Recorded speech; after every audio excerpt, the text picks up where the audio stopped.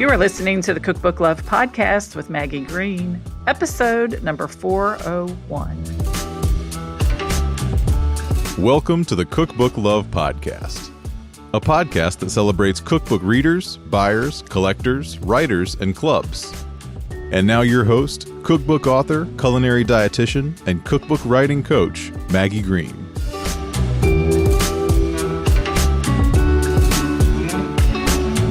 Hi, everybody. Welcome back to another episode of the Cookbook Love Podcast. How's everybody doing today? We are having some absolutely perfect Kentucky weather. I want to tell you, if you ever want to travel to Kentucky, come around Mother's Day or the next weekend, sometime before Memorial Day, because Memorial Day can get really hot. But this middle of May in Kentucky is absolutely gorgeous. Everything is so green. The sky is so blue. And if there are clouds in the sky, they are just puffy little white balls of cloud. And the humidity is low. It is an absolutely gorgeous time to visit. I may have said this on the show before, but my grandfather on my father's side was an immigrant from Germany. He came to the U.S. and immigrated into Chicago when he was 17. So my father was a first-generation American. And my grandfather would have his family come visit, his mother or his brothers or their children come visit to Kentucky, and he always had them come in May. The second time would be October. The middle of October is also very beautiful, but we're living in May now, so I thought I would mention it. It's absolutely gorgeous. It's a great time to visit. And we had a great weekend celebrating Mother's Day. A couple of other things. My daughter's getting married next June, and we have been dress shopping. And she said yes to the dress last week, so that was great. It's a really, really special time to spend with her and her fiance's mother. We were the only two that were there. It was really nice. And then we have had get-togethers with my husband's side of the family for Mother's Day. His sister and two brothers have been in town, and we went to Lexington to visit with them on Saturday.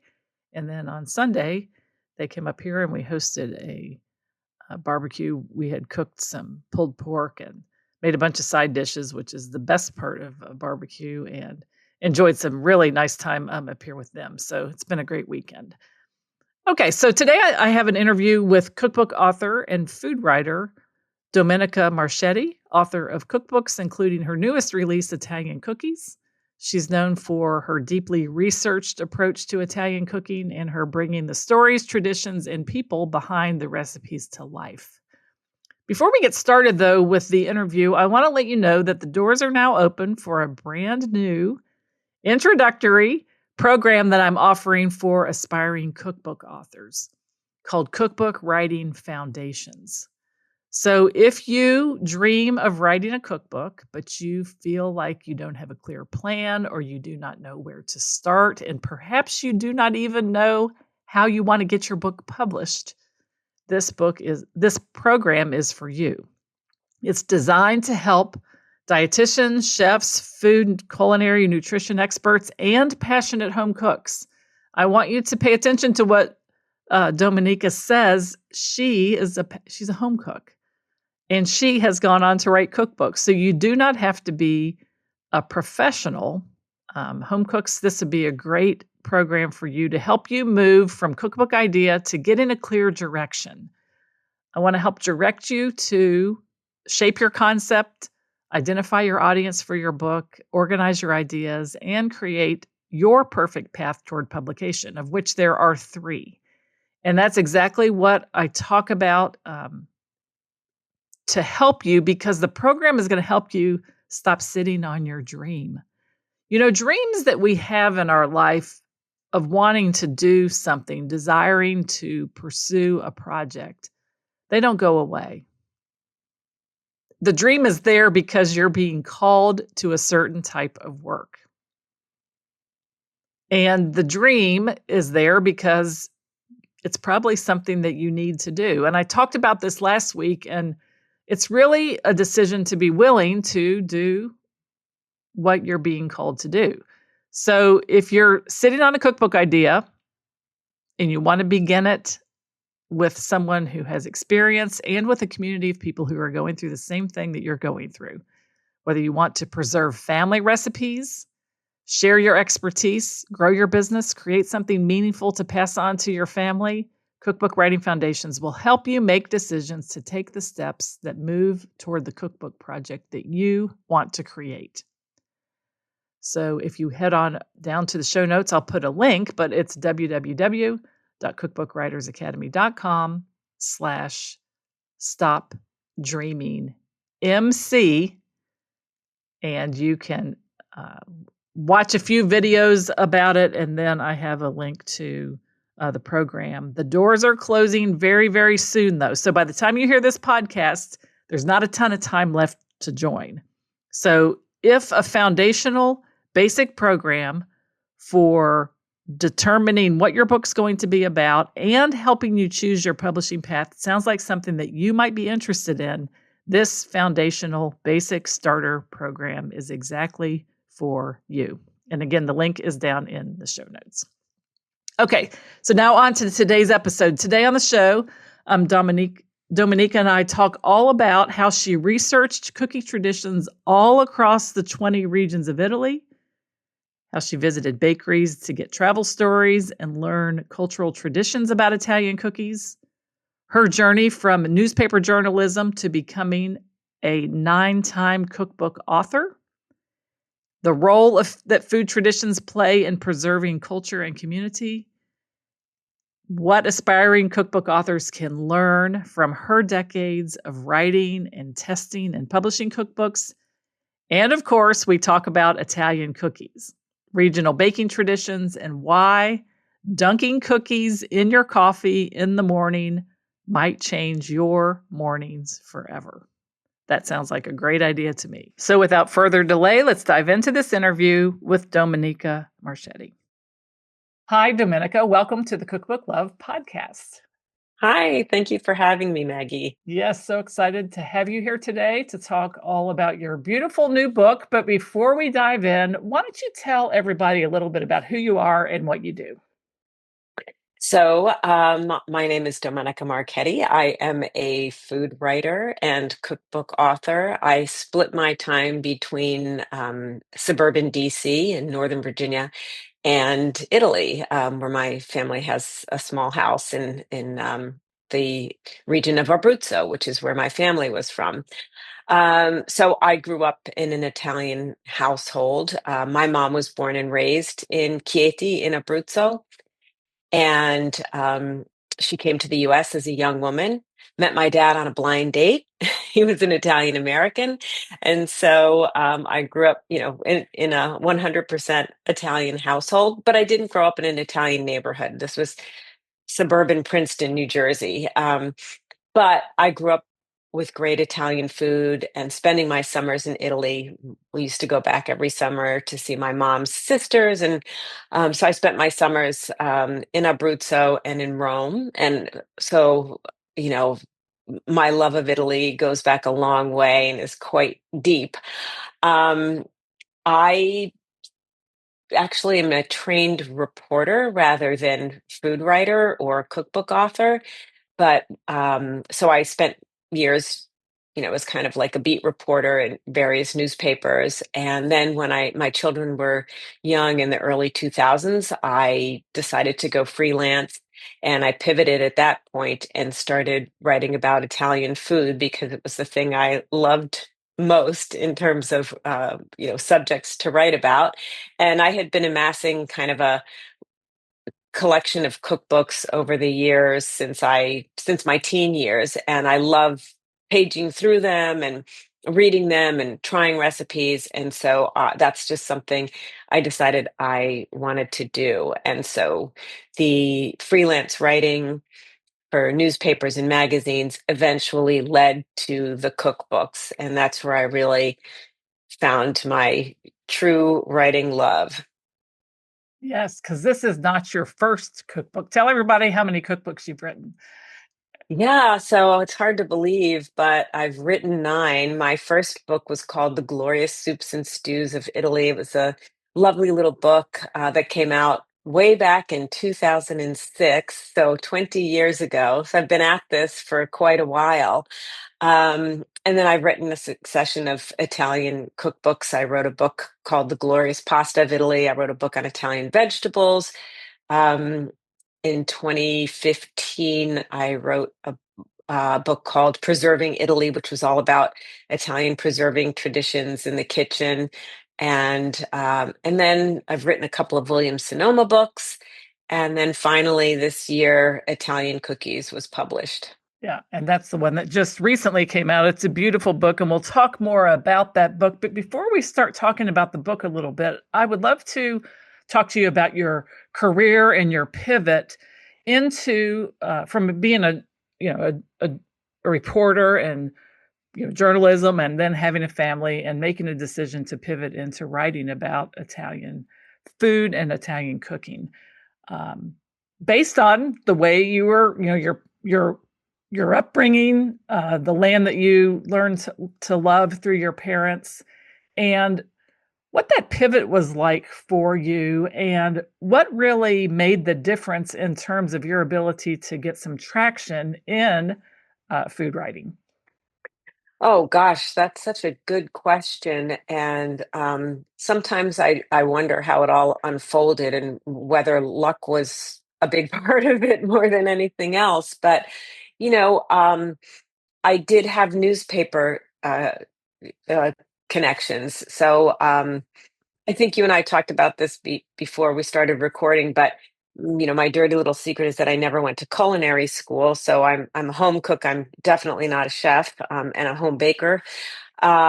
But I did go to Columbia Journalism School, so I spent years working as a newspaper reporter, and so I've always brought those skills to my food writing, and it was through a variety of newspaper connections that I started getting freelance writing gigs, writing about food. And when I first started, the internet was quite young, or especially blogs, and being someone who came up during, with print journalism, I really didn't pay much attention to them, for better, for worse. So I stuck with newspapers for quite a long while, and then it was somebody who suggested that I check out. Do you remember the Greenbrier Food Writers Symposium, Yes, Maggie? yes, Yeah, yes. yeah.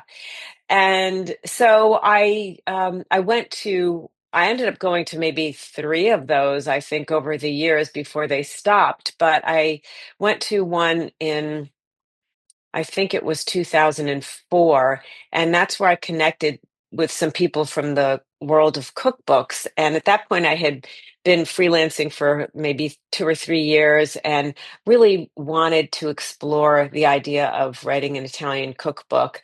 And so the Greenbrier is really where I met some people who helped me on that front. And yeah, so I think it was a matter of just deciding which way I wanted my journalism career to go, or how I wanted to kind of transform it, and also meeting people who were in that world. Yeah. And I think decisions are so much a big part of this, just deciding that you're going to go a certain way, and uh, digging into that decision and sticking with that decision, because everything's kind of experimental in the beginning anyway, and seeing what works, and also leveraging the connections that you had. And did that turn original? Did you do any blogging, or were you mostly doing food writing for publications? I know you wrote for the Washington Post, Eating Well, Fine Cooking, Food and Wine, and other publications. Was that your main source of leverage for people get to know who you were, or was there any online work prior to Substack, which I know you're doing now?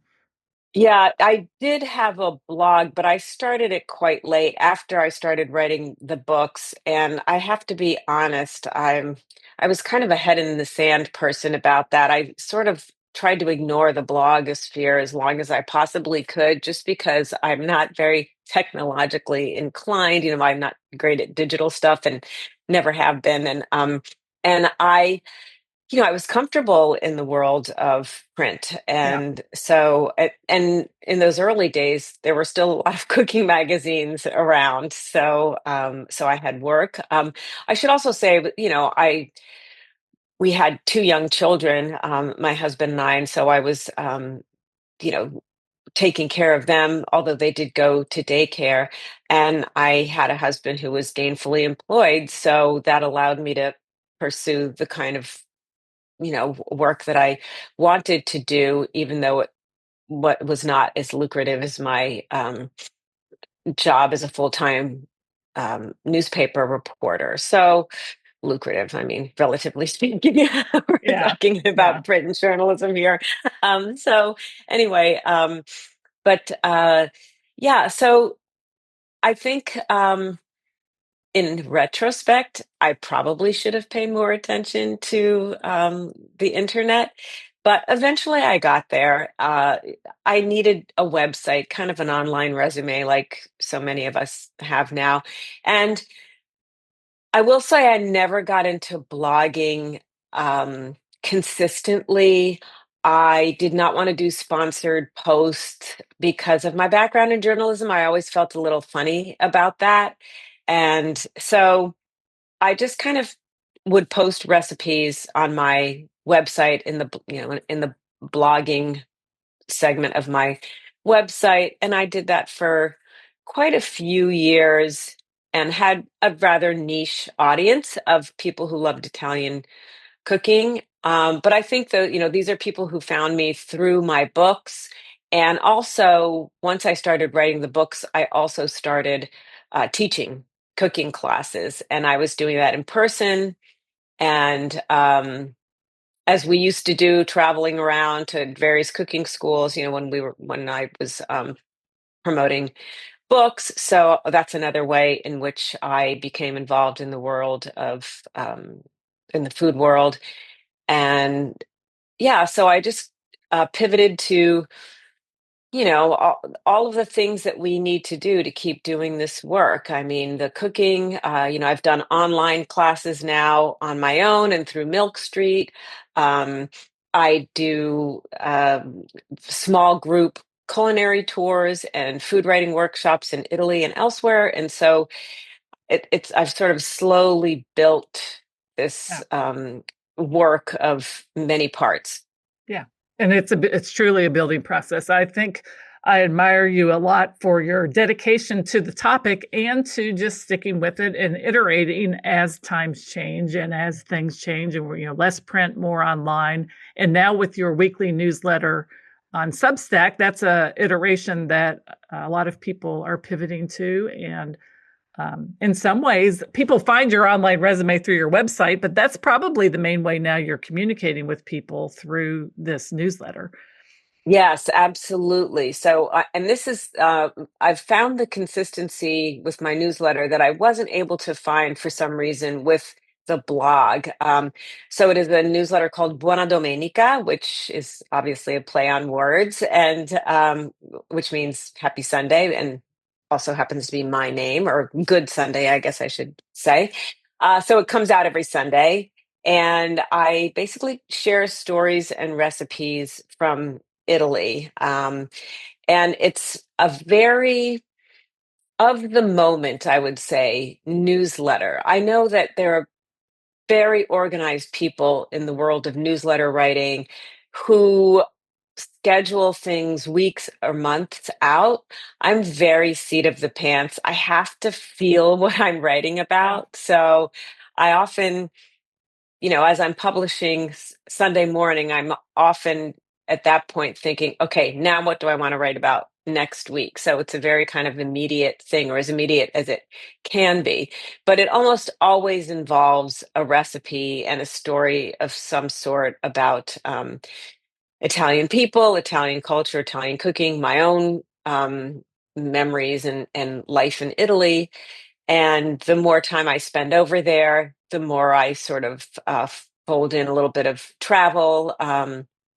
And I really try to take people to places that are not um, over trafficked, that haven't been written about ad nauseum. The part of Italy my family is from, which is Abruzzo and also Molise, is these are two lesser known regions of Italy. They used to be one region called Gli Abruzzi, but in the 60s they split, and so it's Abruzzo and Molise. And if you think about a map of Italy, we're talking about mid-calf on the boot, that is Italy. And so east of Rome, you hit the Apennine Mountains, and Abruzzo and Molise both extend from the Apennine Mountains out to the Adriatic Sea. And they're very the terrain is really diverse. You've got the high peak of the Gran Sasso mountain range in Abruzzo, which is the highest peak in Italy outside of the Alps. And then you've got the foothills and the sloping hills where wine and olive oil are produced. And then you have the Adriatic Sea and all the wonderful seafood of the Adriatic coast. And then the mountains, the very hardy fare like pasta with meat sauces and wonderful sheep's milk cheeses in Abruzzo and Molise. So the food of these two regions is still very genuine, and a lot of restaurants are still run by families. And I just absolutely love spending time there. Yeah, and I think that then you've now, for your newest book, which we're here to talk about today, The Italian Cookies, Authentic Recipes and Sweet Stories from Every Region, you've taken your interest in Italy and you're talking about something that I believe is universally appealing, which is cookies. So tell us a little bit more about this book and what it meant to you to write it. And we're going to dive into talking about some of the chapters and some of the recipes, but I want to hear kind of like your reason for diving into this topic. Yeah, it was actually kind of a surprise. Some years ago, I wrote a small book called Ciao Biscotti, which was about the twice baked cookies, those crunchy cookies that are from originally from Tuscany, although there are many variations now, the little almond sliced cookies that are crunchy and that are great for dipping. In Italy, they call them cantucci. Here in the US, we tend to call them biscotti, and there's, like I said, many variations. Um, but I grew up with Italian cookies. My mother used to make pizzelle, those really pretty waffle cookies from Abruzzo, and she made a small range of other cookies as well. She made these wonderful buttery hazelnut crescents and these cookies, these fried sort of cookie pastries called calzonelli, it's basically fried dough crescents filled with jam and nuts. She actually filled hers with nuts and honey, and we would have them every Christmas. And then as I grew older, my sister and we started baking cookies to add to our cookie plate. And we would, go through the gourmet magazine that came out every December and pick which cookies we wanted to add to the collection. And some cookies we would jettison after a couple of years and we'd bring more in.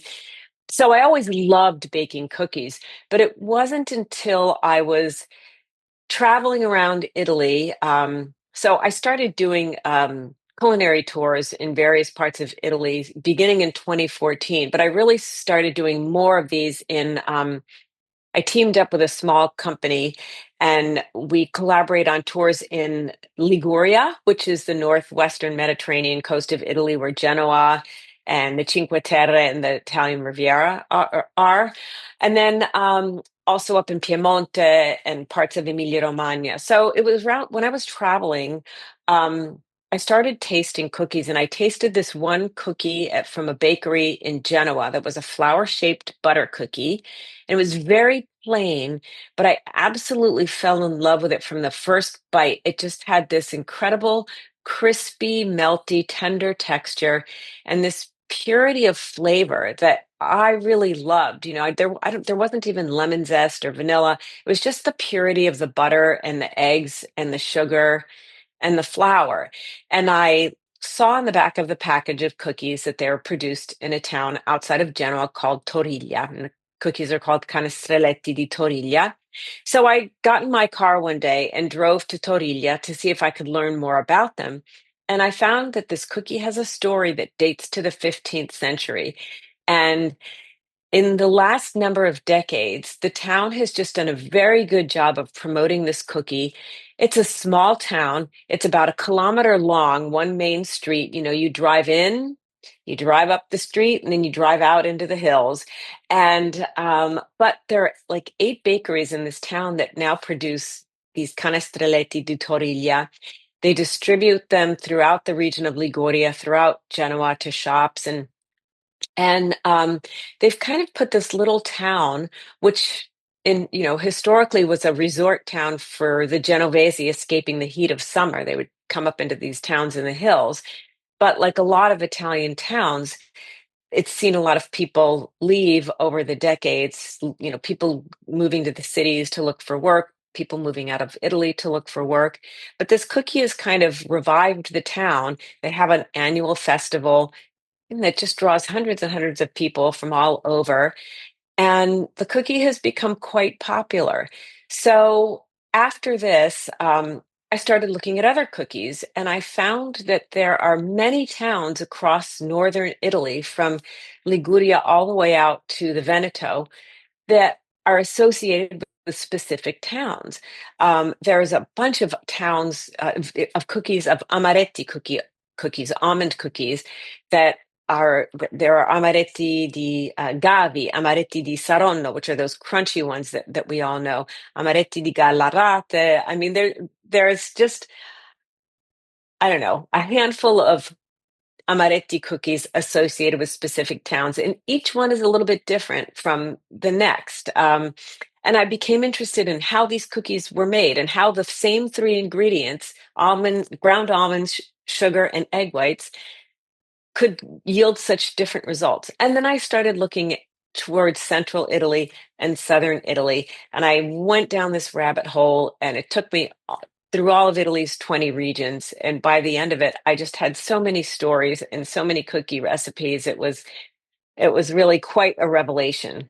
Yeah, and all just because of cookies. Because so this book does something that you just mentioned. It's the whole country of Italy, not just the region that you had family in or that you are Right. connected with. And because of the cookies, it gets into history, into culture, into lore, family, like you said, even the economy of towns and bakers, the people that actually bake the The cookies, bakers, all yes. because of cookies. So this book, with the map in the front, I've referred to it a couple times since we've been talking also. It's almost like a travel log and a way of looking at Italy through the lens of cookies. Yes, absolutely. And this is the beautiful thing about Italy for me is I've been going there ever since I was 2. The older I get, the more time I spend there. And yet every time I go back, I find these new revelations. And um, I always thought that by the time I hit middle age, which I am now, like quite beyond, I would have traveled more in the world. But really, I just am interested in going back to Italy because although it's a small country, every region is kind of vast in itself, and there's so much to offer. And of course, this is due to Italy's history and the many, you know, conquering cultures that have come through it through the centuries.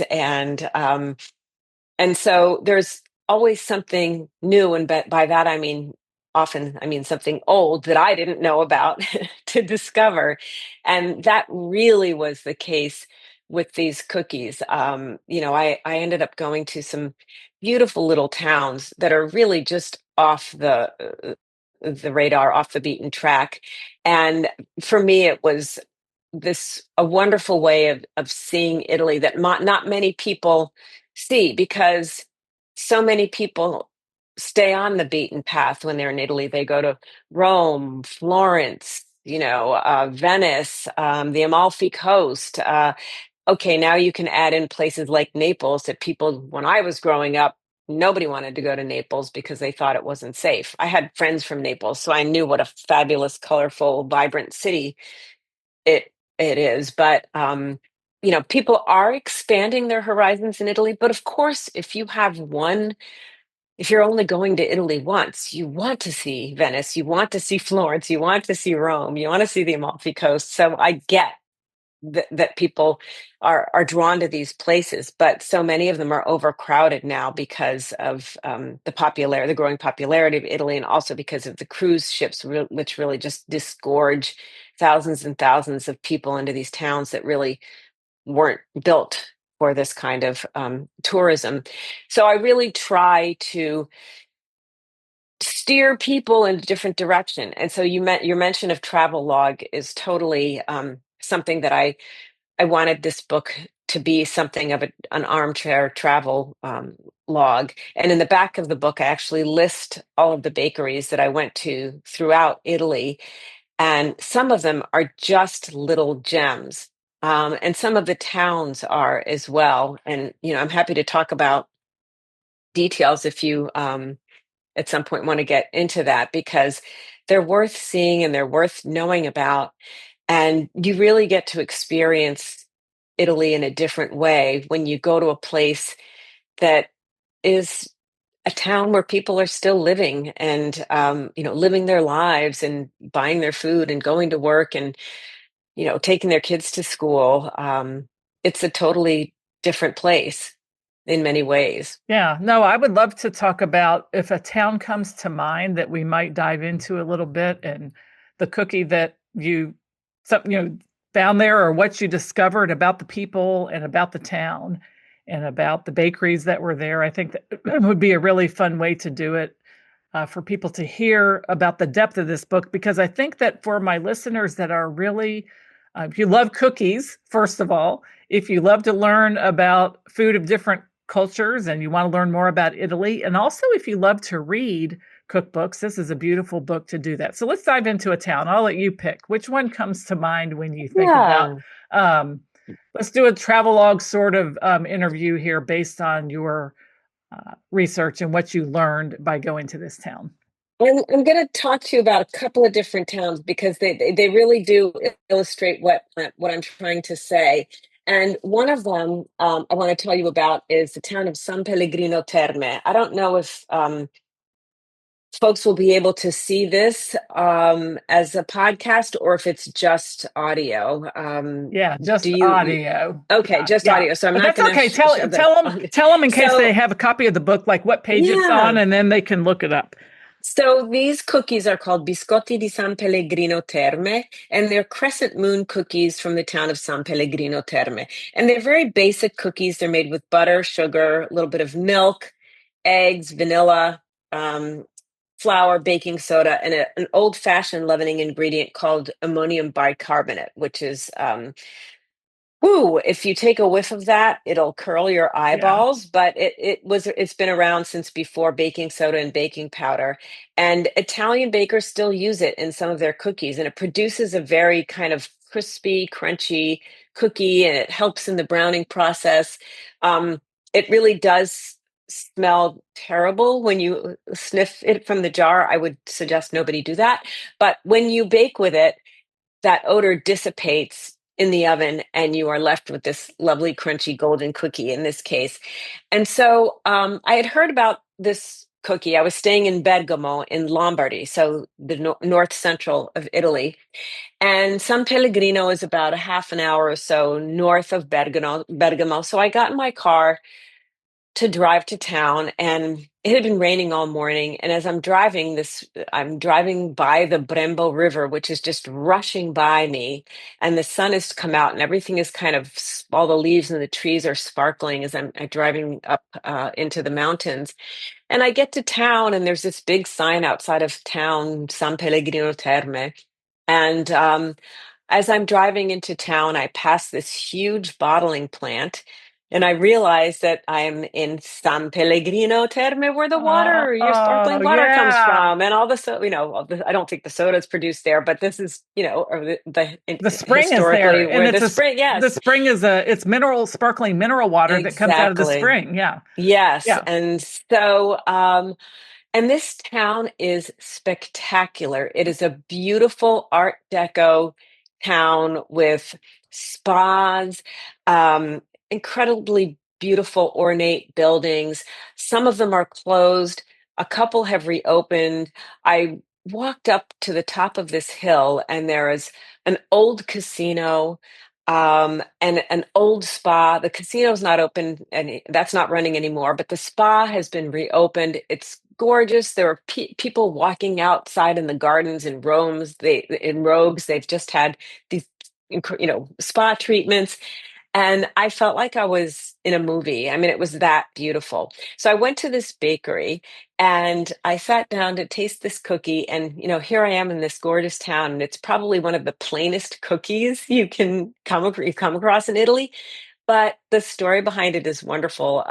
It's been opened. This bakery is called Biggio, and named for Luigi Biggio Milesi, the man who invented the cookie.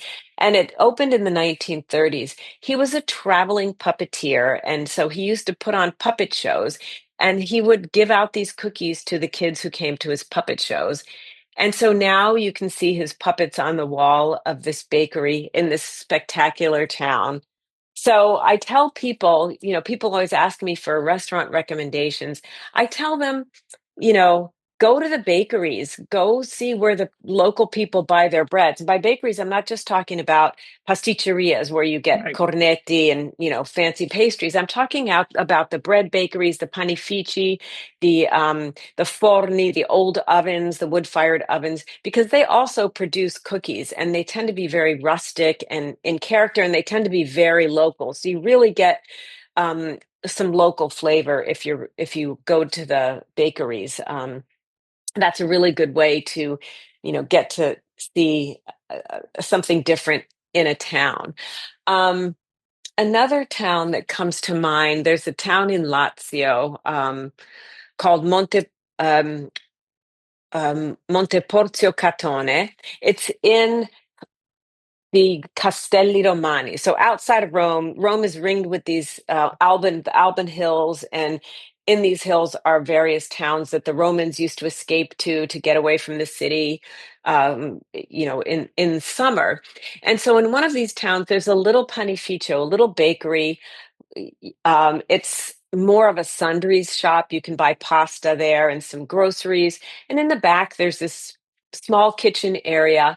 And there's a woman who has been making cookies for just many years. I mean, I think she's the fifth generation um, of bakers to make these S-shaped cookies, and they're great dunking cookies. Again, they're sugar, butter, a little bit of citrus zest, flour, baking powder, and salt. And this baker's name is Signora Graziella. Her bakery is Panificio Egidi. And so she sits at this bench. She's got braces on her arms or on her hands from, repetitive strain injury. And she pulls pieces off these giant mounds of dough and shapes them into these S's, puts them on baking trays, and her son puts them in this big oven in this kitchen. And they are some of the best cookies. Again, very simple, but they're perfect for dunking in your morning cappuccino. And Italian children often have dunking cookies in the morning with their caffè latte. So they have, milk with a little splash of coffee in it. And there's a whole category of dunking cookies in this book. And I just have to tell people that, if you are not dunking cookies in your morning coffee or tea, you are missing out. It's just such a great little pleasure. And then finally, I want to just talk about one more biscottificio, which is a cookie bakery. This one is actually in Rome. It's called Biscottificio Innocenti, and it's a family-run little cookie bakery that has been around for several generations. And it's in the heart of Trastevere, which is across the Tiber River. It's a very popular part of Italy now. It's, I think Italy's oldest neighborhood. And this bakery is run by a wonderful woman, and I'm going to tell you her name, Stefania. And she's like the second generation to run it. And she bakes all these cookies herself. She's got this incredible giant conveyor belt oven that dates to the early 1960s. Her mother bought it for the bakery. And so this place has become popular in recent years, but to her, it's a neighborhood bakery. A lot of neighbors just pop in when they're passing by, and they'll sit down on a stool near the counter, and they'll just talk to her, and they just kind of talk about neighborhood stuff. And so it's just such a pleasure to go in there and spend time and look at her array of cookies and see her interact with the locals and think that here you are in Rome, one of the most traveled cities in the world, at this bakery that recently has become, they've got a good Instagram following, people know about them. But to Stefania, this is still the heart of her neighborhood and still a neighborhood bakery. And that's really one of the things that makes it such a beautiful place. She is the heart of it, she in that oven. So, of course, it's the bakers that, and the bakers' hands that make Yep. Italian cookies so special. Just about everywhere I went, there was the human touch. Even if there were cookies being extruded, there's a cookie called crumiri that's made in Piemonte. It's this really crunchy, buttery cookie that's also great for dunking. And it's kind of shaped like an upside down mustache. I believe it's supposed to be an homage to the mustache of King Umberto I. But these logs are extruded onto baking sheets, and then a baker sits there and just shapes them all into these mustache, upside down U's. And so I feel like it's so important that this human touch is acknowledged, because that's what makes these cookies special. That's what these people who keep doing this work, because they know how important it is. They know that the community values what they do. They've been doing it for generations. It's in their blood. It's what their families have done, and they're proud of their work, and they want to keep these traditions going. So many of these cookies are tied to tradition, and I think that's the beauty of them. Yeah, it's amazing. And I think, do you feel that any of this is at risk in 2026, or is this something that communities in Italy are really, and families too, and people are really committed to?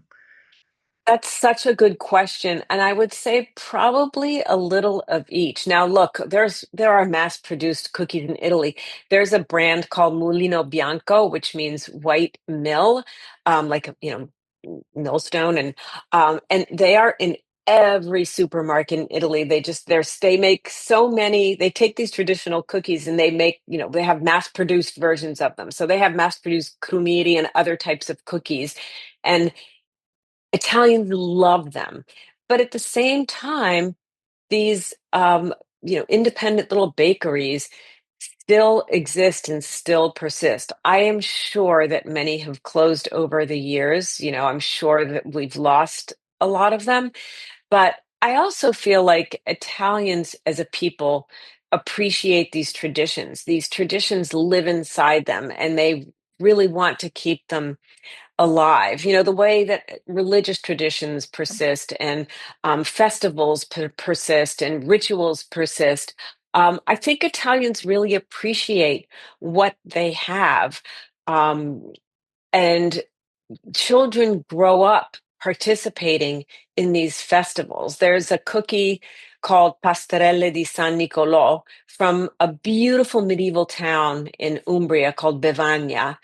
And every December 6th, I believe it is, the Feast of San Nicolò, there's somebody from town dresses up as Saint Nicholas Yep. and hands out these anise cookies to the children at the gates of the town. And so children are still raised with these traditions, and think that's what helps keep them alive. Yeah, I mean, for sure, because when you have those types of traditions scattered throughout the entire year, and there's different things associated with it, or little towns are known for different things, it does keep it alive, because it goes from the children to the adults, through the grandparents. It's something that runs through the family, and then it's perpetuated through the family.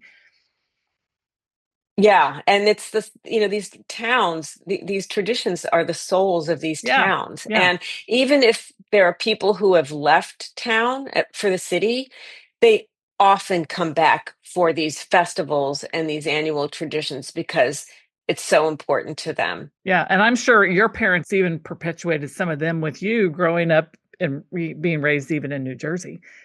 Yeah, for sure. Yeah, yeah. And the same for, I bet everybody that's listening has a story, hopefully, like that, where family continued a tradition, um, or there was a festival, or, even here in Kentucky, there's things around food and things that happen that people celebrate related to traditions that we have related to food, country ham, fried chicken, Yes. biscuits, there's bourbon. I mean, there's all kinds of things. And I think that when you look at a culture and you look at a place and you look at their food, so much of it is tied to the tradition.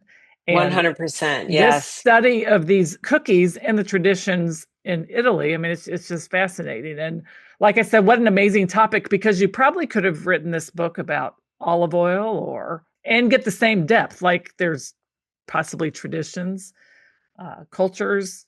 You're looking through a different lens, though. I think that's the thing that makes this book neat. And a lot of your books actually is your willingness to look at Italy or a part of Italy through a certain lens, which is a certain type of food.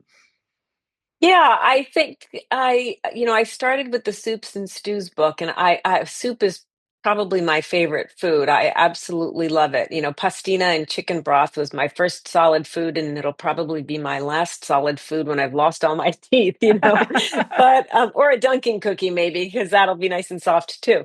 But I've always enjoyed exploring Italy through its food and through these, pasta, vegetables, the preserving. That was another one that was full of history and tradition.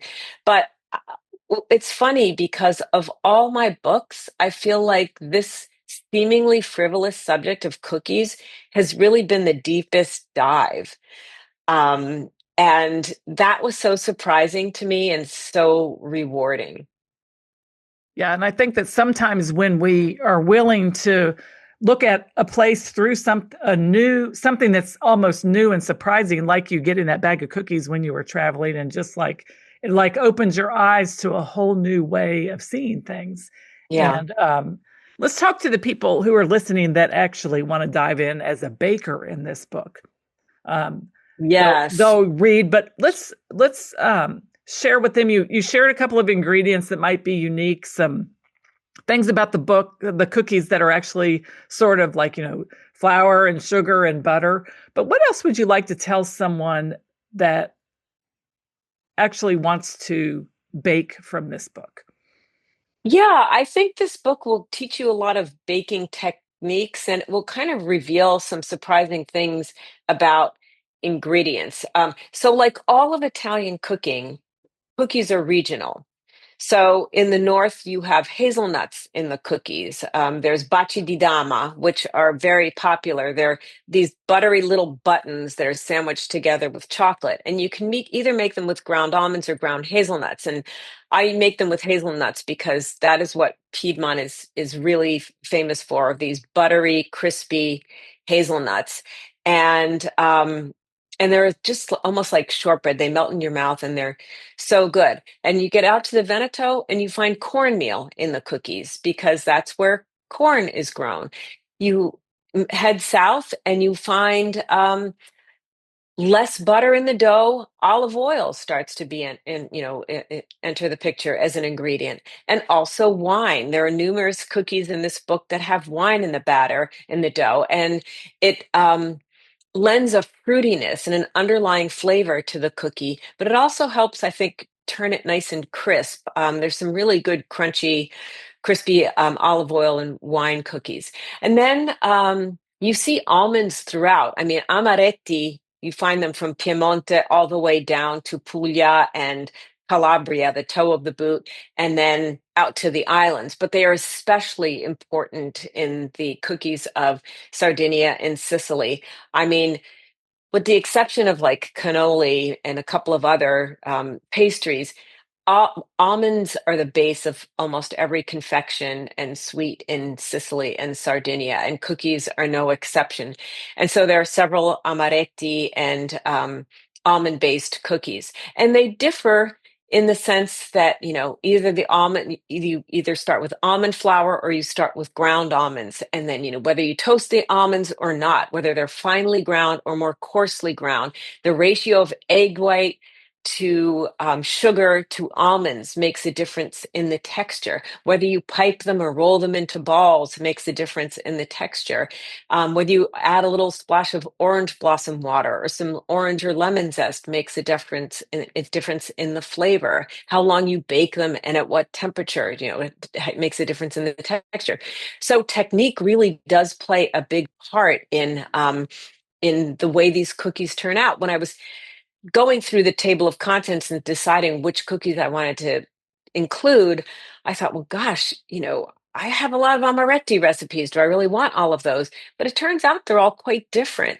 There's one from Abruzzo, from one of my favorite little bakeries in this beautiful mountain town of Scanno, where he makes big, fat, rustic amaretti, and he also makes a chocolate version where he puts cocoa powder in it, and so that makes it a completely Yeah. different cookie.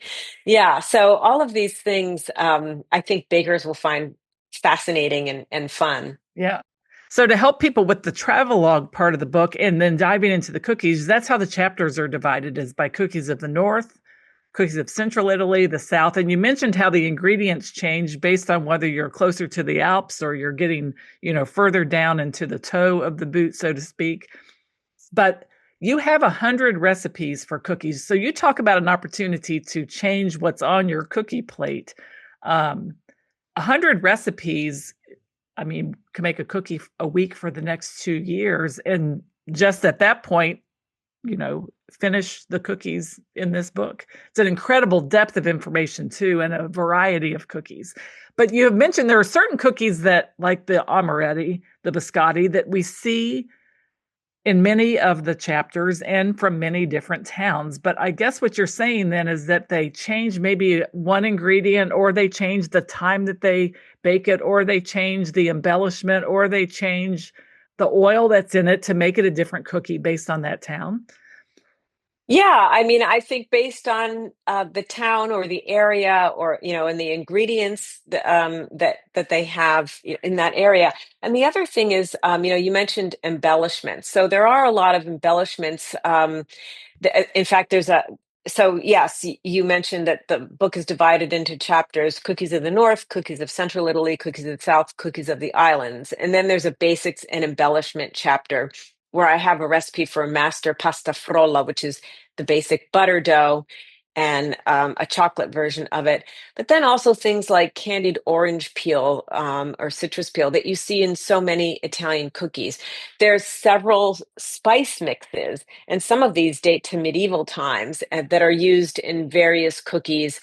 And there's a spice mix that is called pisto napoletano, which is a Neapolitan spice mix, and that's got um, uh, cloves and star anise and coriander and black peppercorn and cinnamon. And then there's a spice mix from Sardinia called La Saporita. Um, and although I believe it was originally in Piedmont, it made its way out to Sardinia, and that has anise seed and caraway seed, which I found a really surprising ingredient. Whole cloves, coriander seeds, and nutmeg, and everything is kind of grated. So there's an ingredient called mosto cotto, which is grape must syrup. So you start with, freshly pressed grape juice, and you just cook it down with nothing added until it's this syrupy consistent. And that went into a lot of Southern cookies before sugar was a common ingredient. So there's all of these kind of regional touches that really are an expression of the territory, and that really add to the great diversity of the cookies in Italian baking. Yeah, amazing. And it's so nice to have that chapter at the end. And then, of course, it's in the beginning, you talking about ingredients people might want to have on hand, because there are some things that maybe would be a little bit different from normal cookie baking. You mentioned the aluminum bicarbonate. I know you've mentioned cornmeal. You mentioned now these embellishments that people can actually make and keep on hand to truly stock your kitchen in a way that you could be an Italian cookie baker. Yeah. Yes. So I will say the one thing I splurge on is the nuts. You can definitely make baci di dama with Oregon hazelnuts that you get at Trader Joe's. You can certainly make any of the amaretti with California almonds. Um, I use a little bit of almond extract to enhance the almond flavor because I love that flavor so much. But I do often splurge on Sicilian almonds because they are distinct. They have a distinctly pronounced almond flavor. If you bite and chew up a Sicilian almond, you taste that sweetness, you taste that bitterness. You understand where that flavor of almond extract comes from. They are not cheap. I mean, you can get them online. I have sources in the book for where you can get them. Some people splurge on fancy cars. I drive a 13-year-old Fiat 500 and I buy expensive nuts. So, but you can for sure make these cookies with the ingredients you have on hand. I tested all of the recipes here in the US because obviously it's important for people to be able to, replicate these recipes in their own kitchen. But I do, if you are up for a little splurge every now and then, I urge you to try Sicilian almonds and hazelnuts from Piemonte because um, they're incredible. And if you taste them side by side, you can taste a real difference. Yeah, I think that's neat to see. And the resource section is covers everything from where you can get the nuts, grape must, leaf lard, which you use in some of the cookies. Yeah, Because that's an old-fashioned ingredient that not a lot, but some yeah, cookies still use. And yeah, in some recipes I substituted butter, but there were a few where I really felt it was important to have the lard, at least as an option. yeah, for sure.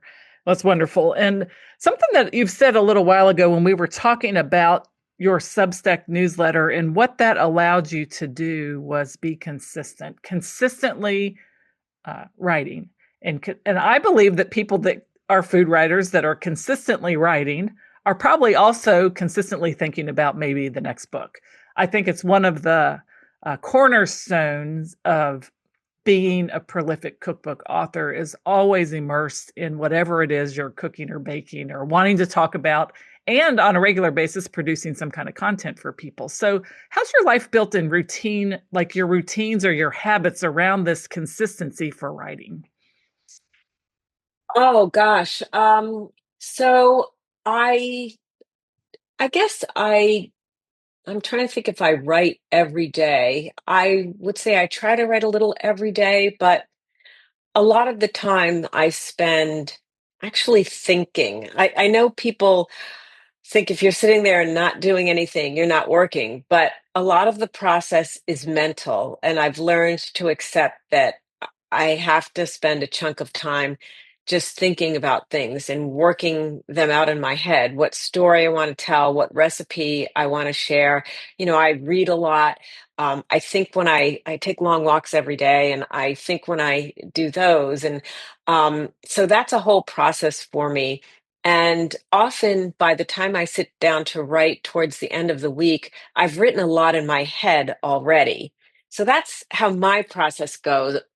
I know that everybody's process is a little bit different, and some people write and revise, write and revise. I tend to write a lot in my head and edit in my head even before I sit down to write. And I've always been that way, and I don't necessarily love it as a technique or a habit, but it's just the way my brain works. And um, it's just the way I need to get to a certain point before I can finally sit down and do the writing. Yeah. And I guess I'm assuming if you're walking and thinking, you're not listening to an audiobook or you're not, listening to a podcast necessarily all the time. You actually are leaving that space open to be able to think while you're moving or maybe while Yeah. you're in the car. And then also you mentioned something called, reading. I think that I've often heard the most successful and most prolific writers are also reading a lot. And some people may think, well, I shouldn't be reading other things if I'm trying to write, because what if I copy like, what if somehow an idea like pops into my head from them, but it's not really mine? But when we read a lot, that's just one way that we inform ourselves about things. And I always imagine it like everything's kind of going into a blender in my mind and kind of getting all churned up with my own original thoughts. And then what comes out in writing or in the way I talk is it's truly mine. It's a and these recipes that you're sharing, you didn't develop all of these on your own. You're Right. No, sharing, it's right. that there are many, they came about through many different Yes. ways. Yes. But yeah, I think the reading is I was an English major, so Yeah. in college, and I still am a voracious reader. I usually have two or three books going at a time. I read print, I read Kindle, I listen to audiobooks, all of it, and I can never get enough. And Yeah. and they're not necessarily books about food. I love fiction, and so I tend to read and listen to that. And then in terms of recipe development, yeah, some of these I've known, I've known these recipes or recipes similar to them for many years. Some of them are classics, like, the Yeah. little piped butter cookies, the Viennese style cookies, those are classic. Cantucci are classic. I've got some old Italian cookbooks that I use for reference or as a starting point. I've gone online and looked at, modern recipes. Some recipes were my mom's, some recipes were given to me by the bakers, and then I just kind of tested them and revised them, here in my kitchen. And so it was just a process of all of those different Yeah, ways. definitely. Yeah. Yeah, and I think that that's the amazing thing about it, because then you pull it together into your body of work surrounded by the stories of these people in Italy and these bakeries in Italy and you know, the the culture of Italy, the history of Italy, all through this cookie lens. One other question I had about your work and your research is, tell us about the role of talking to people and being willing to ask questions. Because as a journalist, that's like a big part of it, and I can see how that a skill that you have would be an advantage for writing a book like this. Yeah, that was essential to this book. And in fact, it was essential to cracking the code for the canestrelletti di Toriglia, that first butter cookie that I tasted. I had, uh, there's a recipe for this cookie in one of my old Italian baking books. The town of Toriglia actually has a master recipe you can find it online. It's just four ingredients: flour, sugar, butter, and egg yolks. And it's just how you employ those ingredients that is what makes the cookie. And so I interviewed some bakers from Toriglia, but I spent time with one in particular. Her family owns this lovely little great grocery in town, and they've owned it since the end of the 19th century. So it was, started by her grandfather or great grandfather. And she is now the cookie baker. Her mother, who is quite elderly, runs the store, the shop, and she bakes the cookies across the street in this, bakery that she has, this working kitchen. And so I was interviewing her one day and we were talking, and I was just observing her as she made the dough for the cookies. And she didn't share her recipe, which I was fine with. No, several of the bakers didn't want to share their recipes, and I have no problem with that because this is their livelihood. And as the baker in Scanno told me, he never shares his recipes because the bakery is his livelihood. It's going to be the livelihood of his three sons. And, I respect that. And the same with this baker in Toriglia. Also, what she does in her bakery, um, I can't replicate 100%. I try to get as close to it as I can. But while I was observing her, I noticed the way she mixed the ingredients and the order in which she mixed them. When we make a butter cookie dough here in the US, we tend to cream the butter and the sugar and then add the eggs and then the dry ingredients. With this cookie, she creamed the egg yolks and the sugar until it was very light and foamy and fluffy. And then she added the butter a little bit at a time, like almost like a buttercream. And then she added the dry ingredients. And it was then, as I observed this technique, that I realized that is what contributes this crispy, crumbly, delicate, melt in your mouth texture. And I was finally able to replicate them to my satisfaction at home. So it's you know, uh, those skills of observing and paying attention that were really important to making to executing these recipes well. Yeah, and going to these places, talking to the bakers, and there were for sure bakers who were happy to share their recipes, and so I would take their recipes and then test them in my kitchen and tweak them Yeah. as needed. Yeah. And when we're testing and writing recipes, we observe our own work and we pay attention to what we're doing and we write that down. So it makes total sense that when you're looking at what someone else is doing, just by watching them and paying attention to what they're doing, how much we can learn from that. For sure, Yeah, yeah. just like going to a cooking class, we might get the printed recipe as part of the class, but watching someone in person make something speaks about it in a way that the written recipe hopefully we'll be able to duplicate it, but there's still something about watching somebody in person that kind of like, Yeah. you just see them do that little thing. You're like, oh my gosh, that like opened up a whole new idea for me when I saw them doing that. Yeah, and also people forget that they are active participants in the recipe. You are reading my recipe, but you're making it in your kitchen. Yeah. Your oven is different from mine.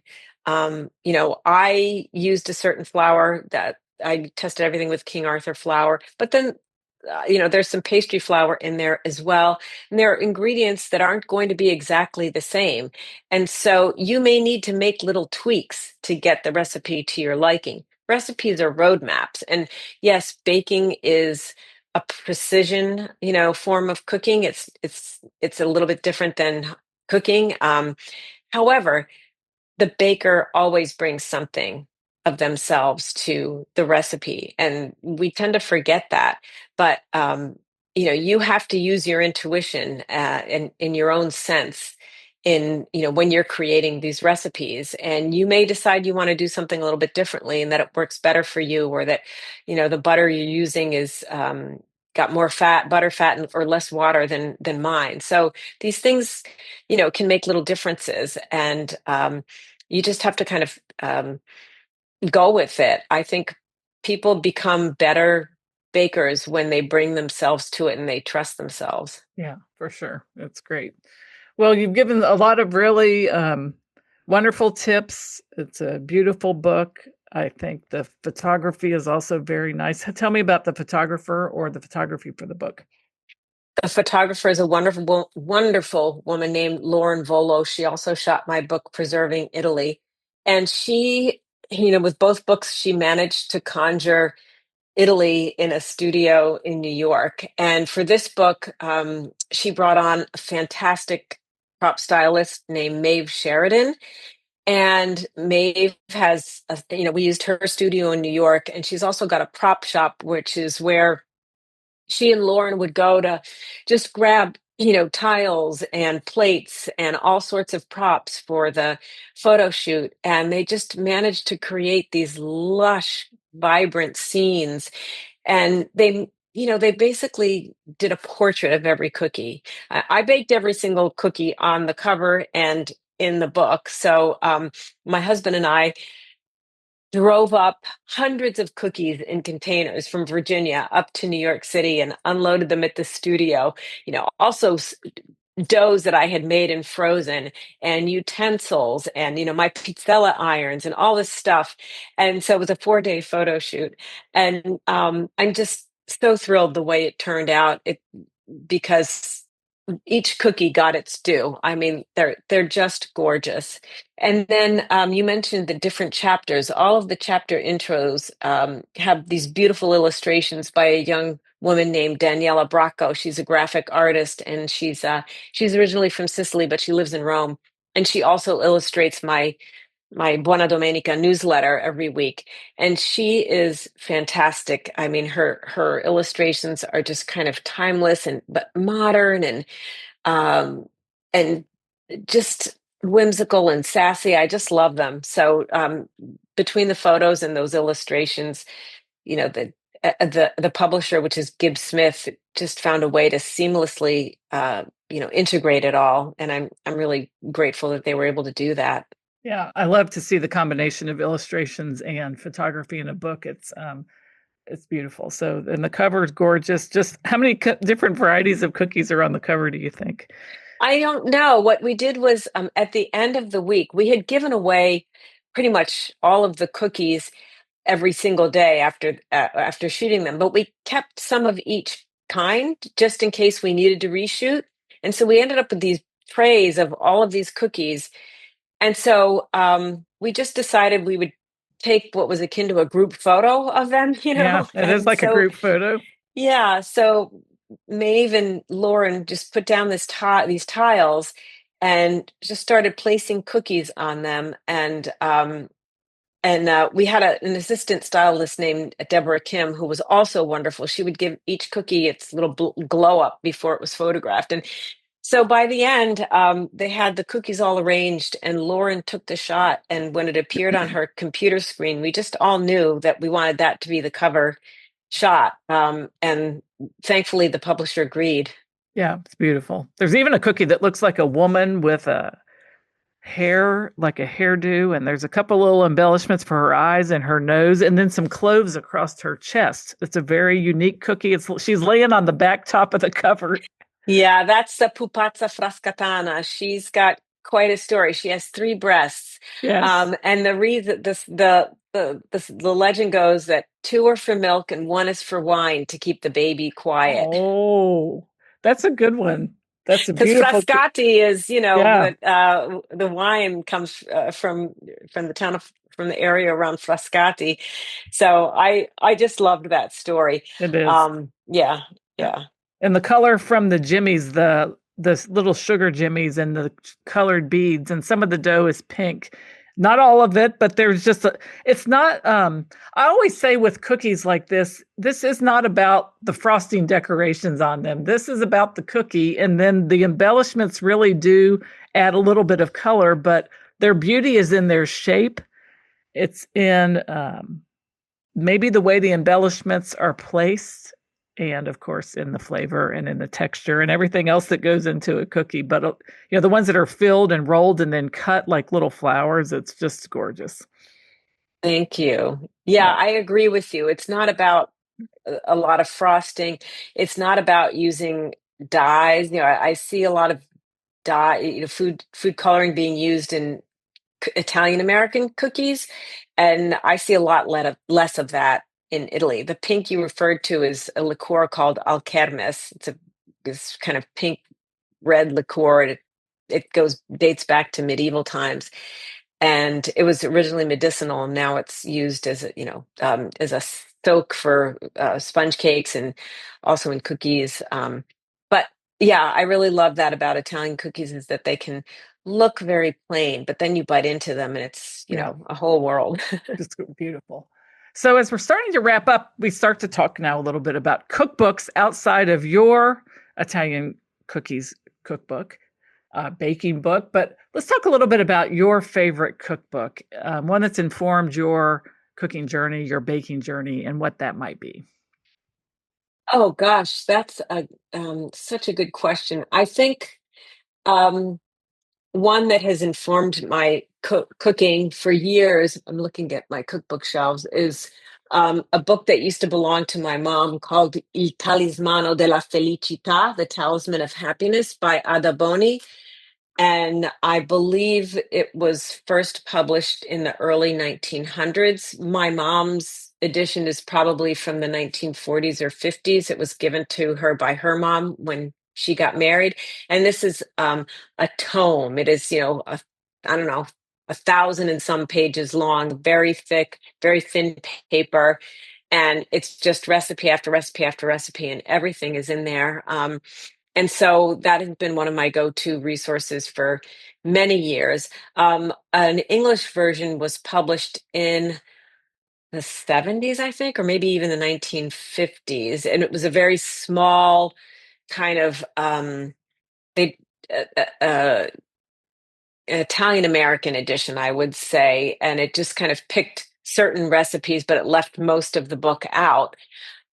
This past year, there's been a new translation that was much more comprehensive that basically takes Adaboni's book and just translates it. And that's a very good resource for people who have been interested in Adaboni's recipes but haven't been able to gain access to them. But I, love the Italian version, and luckily I understand it. And so I've used that book a lot over the years. And you said the one that is the translation was just published last year? Or like it was nice. even early. Yeah, I think the end of last fall. Yeah, The Talisman of Happiness.